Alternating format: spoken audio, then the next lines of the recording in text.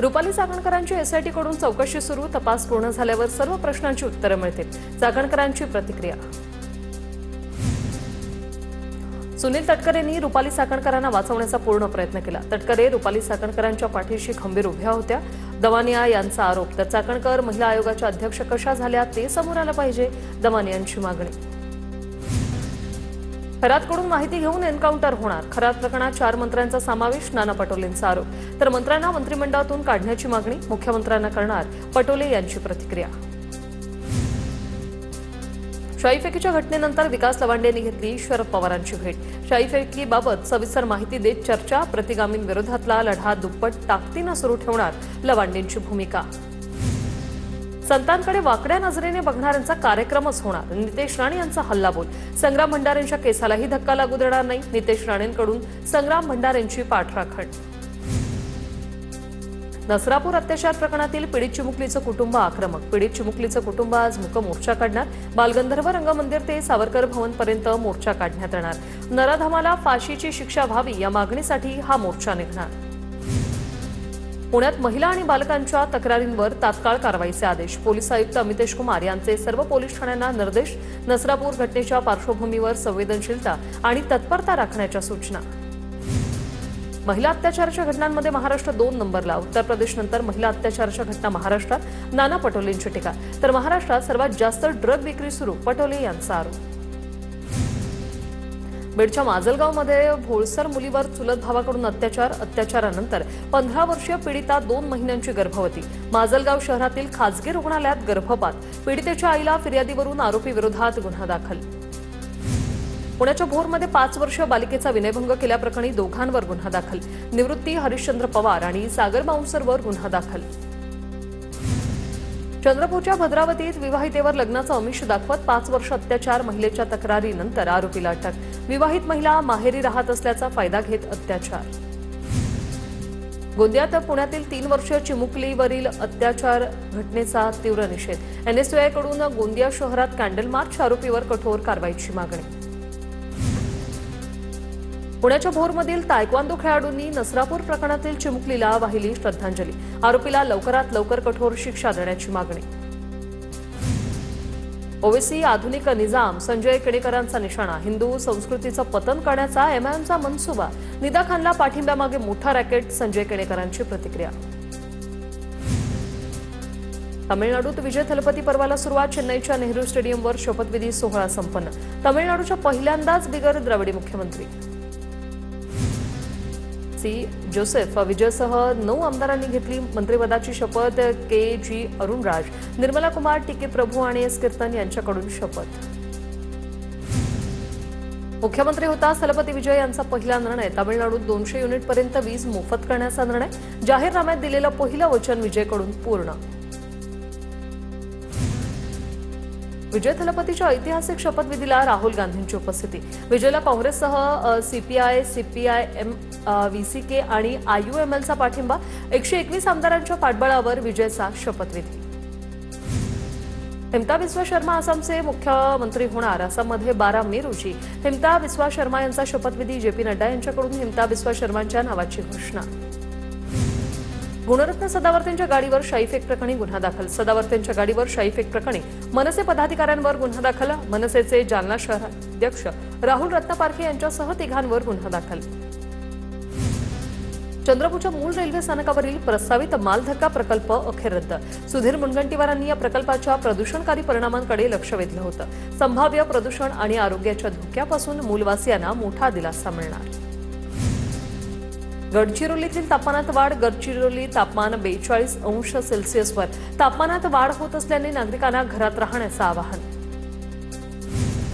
जळगावच्या तापमानामध्ये पुन्हा 3 अंशांनी वाढ. तापमानाचा पारा 43 अंशावर पोहोचला. तापमानाचा पारा वाढल्यामुळे नागरिक हैराण. वर्ध्याच्या बाजारात लिंबाची आवक वाढताच भावात घसरण. प्रति किलो 100 रुपयांवर असलेले दर 40 रुपये किलोपर्यंत घसरले. लिंबाचा मध्यंतरी एक बहार गळल्याने शेतकऱ्यांचं नुकसान. परभणीत वाढत्या उन्हाचा मोसंबी बागेला फटका. झाडाला लागलेली फळं करपल्याने शेतकरी अडचणीत. शेतकरी आर्थिक संकटात. वाशिम जिल्ह्यात अतिवृष्टीमुळे पिकांचं मोठं नुकसान, हेक्टरी 17,500 रुपयांचा मोबदला देण्याचे फडणवीसांचे निर्देश. सर्व 46 मंडळातील शेतकऱ्यांना पीक विम्याचा मोबदला देण्याची मागणी. बीड जिल्ह्यातील कांदा उत्पादक शेतकरी सध्या मोठ्या संकटात सापडलाय. कांद्याला बाजारात केवळ 1 रुपया भाव मिळत असल्याने शेतकरी संकटात. मुलांच्या शिक्षणाचा खर्च कसा भागवायचा, असा उद्विग्न सवाल एका महिला शेतकऱ्यांनी उपस्थित केला. बीडच्या नेकनूरमध्ये अनेक शेतकऱ्यांच्या कांद्याला 1 रुपयाचा दर, एकरी 50,000 रुपयांचा खर्च झाला. मात्र कांदे विकल्यानंतर केवळ 3,500 रुपये आल्याचा प्रकार. सरकारनं निर्यात चालू करून हमी भाव द्यावा, शेतकऱ्यांची मागणी. गोंदिया जिल्ह्यात अवकाळी पाऊस आणि गारपिटीने मोठं नुकसान, शेतकऱ्यांच्या तोंडचा घास पावसाने हिरावला. लवकरात लवकर पंचनामे करून मदत द्यावी, शेतकऱ्यांची मागणी. पुण्यात भोर तालुक्यात मान्सूनपूर्व खरीप हंगामाची तयारी सुरू. शेतकरी शेणखत टाकणी आणि शेत लेवल करण्याच्या कामात व्यस्त. सेंद्रिय शेतीला प्राधान्य देत बैलगाडीतून शेणखत शेतात पोहोचवण्याचं काम सुरू. वर्ध्यात बोगस बियाणे आणि खतांवर कृषी विभागाने धाड सत्र राबवण्याची आमदार दादाराव केची यांची मागणी. शेतकऱ्यांना दर्जेदार बियाणं मिळावीत, तसंच गरजेनुसार सौर किंवा विद्युत पंप उपलब्ध करून देण्याची केचे यांची मागणी. वाशिम जिल्ह्यातील मध्यम प्रकल्पांमधील पाणीसाठा झपाट्याने घटला. एकबुर्जी प्रकल्पाला 24% तर सोनल प्रकल्पात केवळ 12% जलसाठा. वाढत्या उष्णतेमुळे पाणी टंचाईची चिंता वाढली असून प्रशासनाकडून पाणी जपून वापरण्याचं आवाहन. गोंदिया जिल्ह्यात अवकाळी पावसाचा तडाखा. देवरी शहरात वादळी वाऱ्यामुळे झाडं कोसळून वीज पुरवठा रात्रभर खंडित. नागरिकांना अंधारात रात्र काढावी लागली असून महावितरणकडून वीज पुरवठा पूर्ववत करण्याचं काम सुरू. नागपुरात वाढत्या तापमानामुळे विजेच्या मागणीत वाढ. विजेची मागणी 871 मेगावॅटवर पोहोचली. मागील वर्षी हीच मागणी एप्रिल महिन्यात 800 मेगावॅट नोंदवली गेली होती. विजेची मागणी वाढली असली तरी लोड शेडिंग होणार नसल्याचं महावितरणकडून स्पष्ट. नाशिकमध्ये तापमानाचा पारा पुन्हा 40शी पार. शहर आणि परिसरात पुन्हा एकदा कमाल तापमानाची उसळी. पुढील 2 ते 3 दिवस उन्हाच्या तीव्रतेचा सामना करावा लागणार. नंदुरबार जिल्ह्यात तापमानाचा पारा 44°C. यंदाच्या उन्हाळ्यातील सर्वाधिक तापमानाची नोंद. नागरिकांनी विनाकारण बाहेर न पडण्याचं प्रशासनाचं आवाहन. यंदा अल निनो प्रभावामुळे सरासरीपेक्षा कमी पावसाचा अंदाज. कृषी विभागाकडून शेतकऱ्यांना मिश्र पिकांचा सल्ला. कमी पाण्यात येणाऱ्या पिकांची निवड करण्याचं आवाहन. नागपुरात गेल्या काही दिवसांपासून ढगाळ वातावरण. विदर्भातील काही जिल्ह्यात पावसाचा इशारा. विदर्भातील बहुतांश जिल्ह्यातील तापमान 40°C पर्यंत पोहोचलं. वाशिम जिल्ह्यातील 33 गावांमध्ये पाणी टंचाई. 29 विहिरी आणि 6 खासगी बोरवेलचं अधिग्रहण. मंगळूरपीर तालुक्यात सर्वाधिक 10 गावात पाणी टंचाई. अमरावती आणि बडनेरा शहराचा पाणीपुरवठा उद्या सुरळीत होण्याची शक्यता. 3 दिवसांपूर्वी पाईप फुटल्याने पाणीपुरवठा बंद झाला होता. नवीन पाईप टाकण्याचं काम पूर्ण.